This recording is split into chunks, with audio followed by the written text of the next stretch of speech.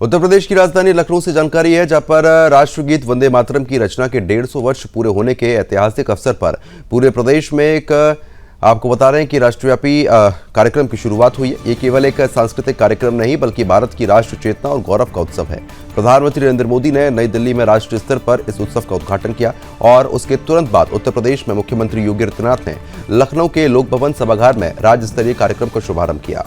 यह आयोजन उन भावनाओं को पुनर्जीवित करने का प्रयास है जिन्होंने भारत के स्वतंत्रता संग्राम को एक नई दिशा दी थी। मुख्यमंत्री योगी ने इस अवसर पर कहा कि वंदे मातरम केवल एक गीत नहीं बल्कि राष्ट्रभक्ति और एकता की भावना का प्रतीक है। उन्होंने कहा कि यह गीत देश की आत्मा में बस चुका है और अब इसे नई पीढ़ी तक पहुंचाना हर नागरिक का कर्तव्य है। मुख्यमंत्री ने स्पष्ट किया है कि राज्य सरकार पूरे वर्ष इस गीत के महत्व को जन जन तक पहुंचाने का कार्य करेगी। इसी के तहत आज से प्रदेश के सभी स्कूलों, कॉलेजों, सरकारी कार्यालय में वंदे मातरम का सामूहिक गायन शुरू किया गया है। इस गीत की ध्वनि में स्वतंत्र भारत की आत्मा है और आज जब उत्तर प्रदेश इस स्मरण उत्सव की शुरुआत कर रहा है तो ये न केवल एक गीत का सम्मान है बल्कि उस राष्ट्रीय भावना का पुनर्जागरण भी है जिसमें हमें स्वतंत्रता मिली थी। 1905 में बंग भंग के माध्यम से भारत की भुजाओं को काटने का दुस्साहसिक निर्णय लिया था,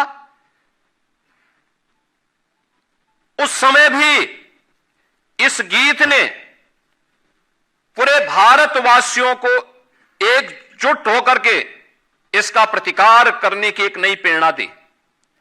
आपने देखा होगा उसके बाद के कालखंड में लगातार कोई भी क्रांतिकारी फांसी के फंदे को चूम रहा है, लेकिन उसके मुंह से एक ही मंत्र निकलता है, वह वंदे मातरम का।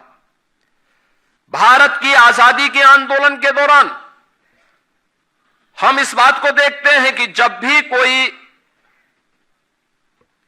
उस समय के स्वतंत्रता संग्राम सेनानियों ने कोई भी स्लोगन दिया, वंदे मातरम उसका हिस्सा बना।